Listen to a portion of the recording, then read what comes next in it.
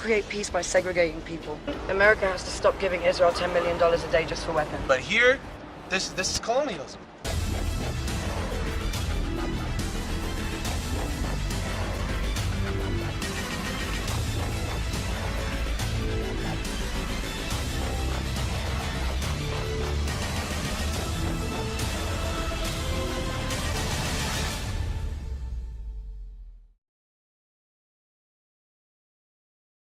What do you think of this war?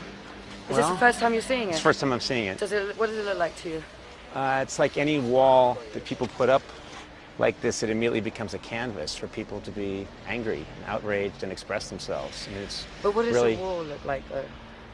Is this a normal wall? Well, no, I don't think any wall like this is normal. Do you? I'm Palestinian. Yeah. Not at all. No. Not at all. No. It's sad. It's very sad. Like it's an open air prison at the end of the day. That's not, you don't create peace by segregating people, right? No. There's no peace with that. You don't segregate people. You don't separate cancer in someone's body from one part to another. Do you know what I mean? You get rid of the cancer, and then those that can live in peace, who are human, who have compassion, and aren't okay with babies dying. My crew that just came out from New York and California just went to an 8-year-old girl's funeral because the settler ran her over in front of her father. Right. You know what that felt like, to sit in front of her parents? Well, no, I can't imagine. And got away with it. Yeah. And then gave him Well, let me ask you a paper. question. What do you see as a solution? As a solution, well, one, America has to stop giving Israel $10 million a day just for weapons. Because guns and bullets is not, and the white phosphorus and all the other kind of atrocious weapons they used in Gaza are not going to help. That's not a solution. Once the weapons stop, Israel has no choice but to talk about peace. They say that they talk about peace, they don't talk about peace. Peace is not these soldiers sitting on every building. You know, last night we stayed in Nablus. They brought settlers in to pray in the middle of a Palestinian city.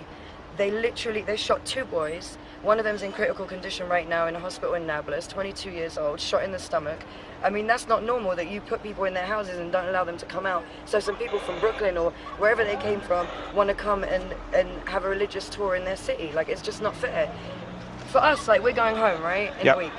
You got little babies that have to wake up every day to bombing and shooting. What do you think that does to the, like, they grow up, that's all they hear, that's all they see. Right. That's not fair, man, and we're paying for it. My tax money, I live in New York. That's our tax money. Wait, you live in New York, you don't live here. I mean, I can't live here. I can't because I can't deal with this shit. I didn't have to grow up like this, so I can't mentally deal with it because I never had to grow up like that. When you grow up like that, it's normalized, which isn't normal. It's actually even worse. But for me, I have a choice to leave. I have that privilege, and I do. How many people have that privilege, though? How many? To leave. How many Palestinians have the privilege to be able to do what you or the ability economically well, to no, leave. let's talk about the amount that don't have. We're talking about 2 million in Gaza and 2 million here. Well, 1.5 million as a former American veteran, soldier myself, I've seen the IDF, not real soldiers, man. They're not. I've been to Afghanistan. You know what I mean? I know what real soldiers are supposed to behave like. And I'm not saying America's perfect, because it's not. And what they're doing in Afghanistan is wrong. But here, this is colonialism. Right. It's colonialism, man. That's what it is. I mean, people are dying. It's a genocide. It's a genocide that's happening, and they don't behave like real soldiers. I mean, they approached that. There was 5 soldiers yesterday that approached a teenager for his ID card, man. Right. No, he was. They were strapped. They looked like they were going in Vietnam. Like they 6 magazines. He was mentally challenged. He was literally shaking, like on the floor, crying. Right. So I said, "What's wrong?" Right. And I'm well, like, the ultimate as a soldier, you know? And then they're kids. The soldiers are kids. Yeah. They make it mandatory for young boys to go into the army. They're trigger happy. If these guys weren't around, they probably would have shot me. The amount of times a guy on camera put his gun in my face, just because I was saying to him, "How old are you?" You're probably the same age as this kid that you're harassing. And the kid's like crying hysterically. I'm like, "Does that make you happy?" And it takes 5 of you to get his ID card. No, that's intimidating. 5 guys with M16s chasing you down the street, where you know every day they shoot people and execute people on video, and nothing happens. And the whole world is like, "Well, fuck it, because they're Arabs." That's basically how they look at us, like we're some cockroaches. Right. We've gone to demonstration where they just open fire like nothing, like it doesn't even matter. Like there's kids there, they don't care. And they can't keep saying, "Oh, well, they throw rocks." You've got M16s, you've got tanks, you can't compare that. You've got armor. There's no comparison. When somebody comes to your house, do you have kids? I have 2 children, yeah. If somebody came to your house, right, and was attacking your house, you would do whatever it takes to protect your family. Right. That's what Palestinians are doing. That's not terrorism. That's called resistance. Right. Right. And that's natural. Well, I think the biggest problem to me anyway, is that when you have an area like this, there's a psychological damage that is going to last generations. Oh yeah. Because you've seen the same thing in Ireland, Northern Ireland. You've seen the same thing in many pockets of the world where the same thing in South Africa, where they've tried very hard to, they've put up a wall, they've tried to separate, and it creates a lot of damage. And I honestly don't know what the answer is. I mean, I've talked to a lot of Israelis. I'm talking to you. I'm talking to Palestinians. I'm a comedian on television. I don't know what the answer is here. I have no idea. It's not Judaism. It's not Islam. The problem is Zionism. I'm a Christian. It's Zionism. It's a terrorism. It's a supremacy. It's the same thing as white supremacy, Al Qaeda, KKK, or ISIS, whatever.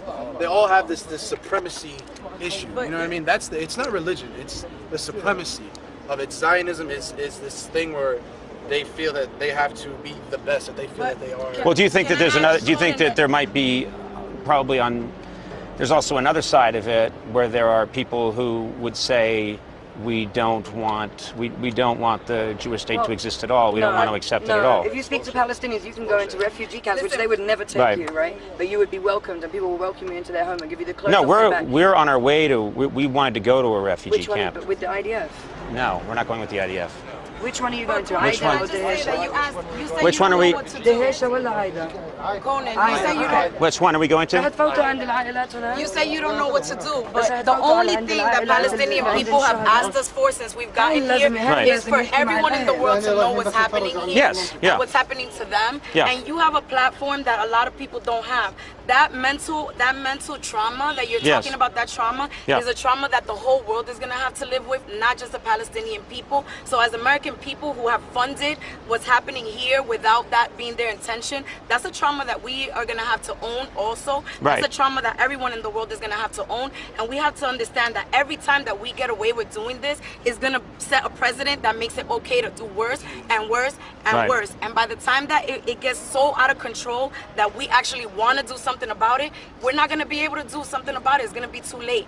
You have the platform that we came here so that we can bring back this to our families, to 5 people, 10 people, 20 people. But you have millions and millions and millions of people that have the responsibility. You have the responsibility to those people. Well, whether it's comedy or not. Our intention here. Our intention here was to. Our intention here was to visit Israel and Palestine. and also visit Palestine. No, that's questionable. Hold on, because my dad was born in Haifa in 1939. Right. So where would he have been born? In 1939, what was it called? Right, I understand. It was Palestine. Okay, so then Haifa is, to me, Palestine, right? Yes. So the point I'm trying to make is we are trying to, and keep in mind, the program that we have will end up being 40 minutes long, and it's going to try and be a small slice of what's happening over here. And so what you would really need to capture exactly what's happening here would be probably a 45-hour-long documentary that would tell. Did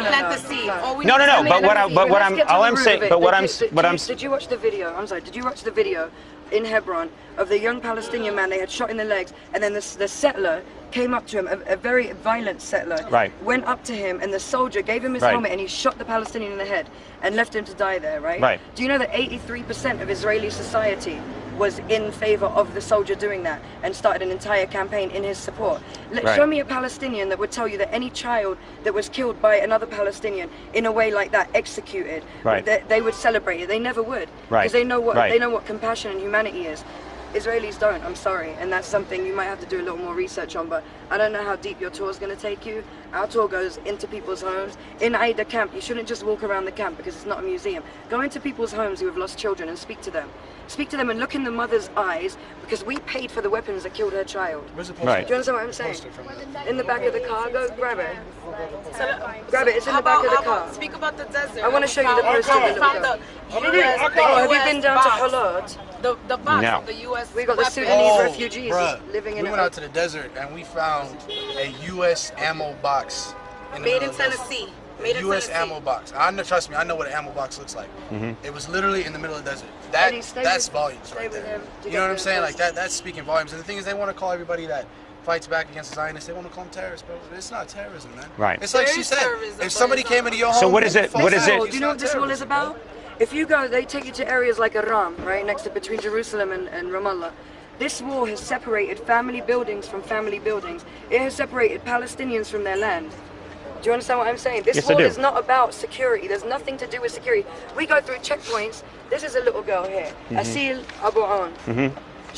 Her dad was working on a house right there. She's crossing the street from the store, and the settler ran her right over. She flew up in the air, dropped on his bonnet, and was like laying on the bonnet bleeding, and he started hitting the brakes to get her off the car to drive off. And he sped up to hit her. Could you imagine as a father?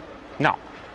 And then he got, and then when the police came, they called his family so that he can make it back home safely. Right. The settlers. So his family came and took him home. Took him home. Yeah. And he got the settler gets away with it, and the father now has no child.